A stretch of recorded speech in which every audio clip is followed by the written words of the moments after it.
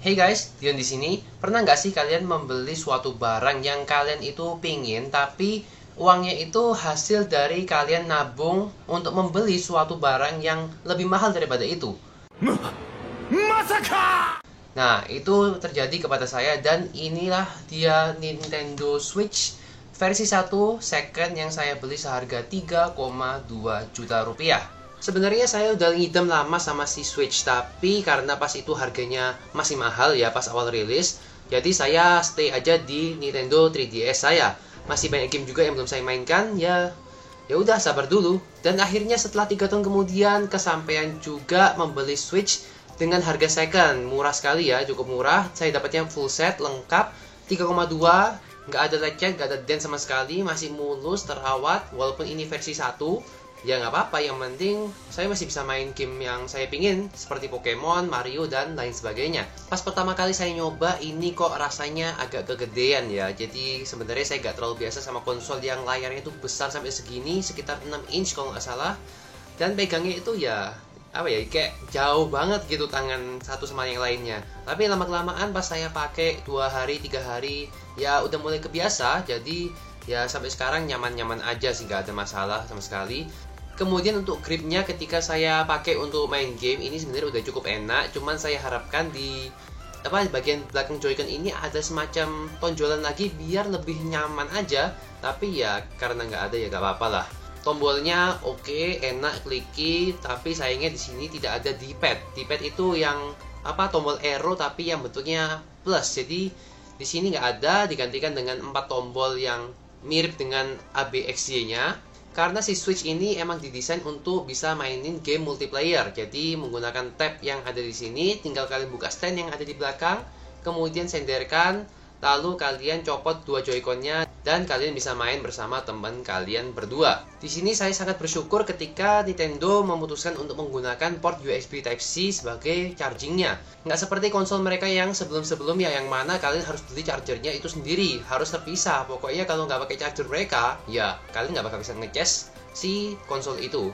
Tapi sekarang kalian bisa menggunakan charger apa aja, yang penting support power delivery, colok aja, itu udah bisa ngecas. Oh iya, sama chargernya ini outputnya 15 volt 2,6 ampere yang kalau dijumlahkan atau dikalikan itu hasilnya adalah 39 watt. Chargernya sendiri itu bisa digunakan untuk ngecas si Switch atau sebagai power supply si docknya itu sendiri.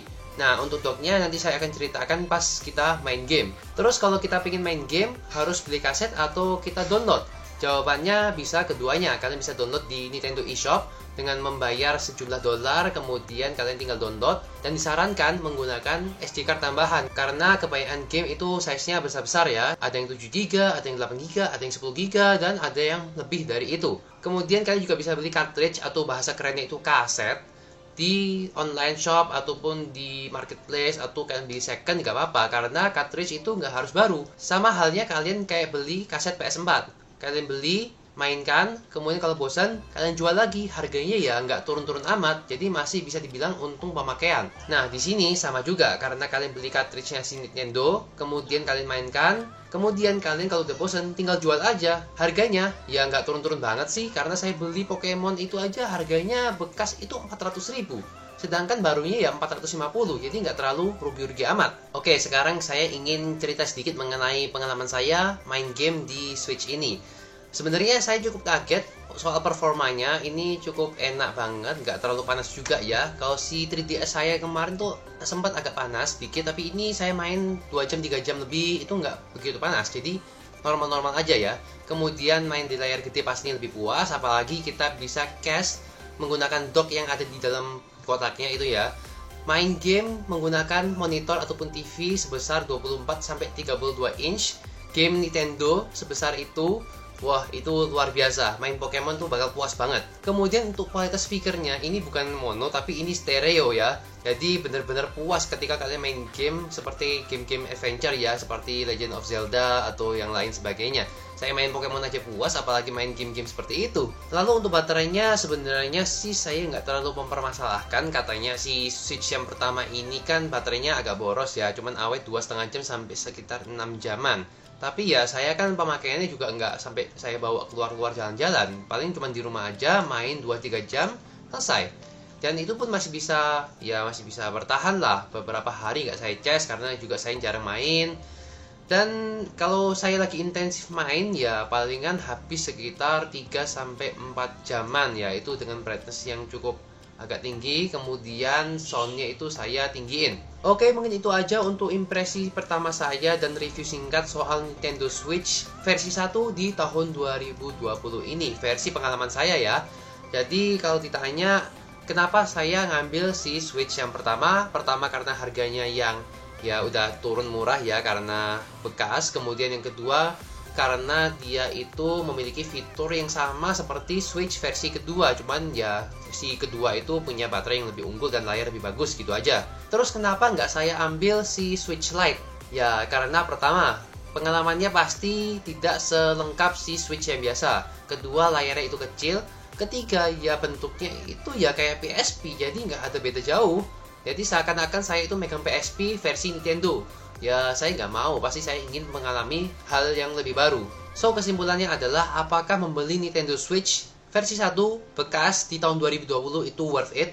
Menurut saya sudah cukup worth it banget. Kalau kalian penggunanya tidak terlalu intensif, paling cuma sekedar pingin punya, main bareng keluarga, main bareng anak, main bareng saudara, ya ini adalah alternatif yang murah dan masih bisa dipakai sampai sekarang, bahkan sampai beberapa tahun ke depan. Kalau kalian pengen baterai yang lebih awet karena kalian sering jalan-jalan, ya kalian bisa pilih Switch Lite dan juga si Switch versi 2. Kalau kalian pengen yang ringan, ya pakainya Switch Lite. Kalau kalian pengen yang besar, ya pakainya si Switch versi kedua.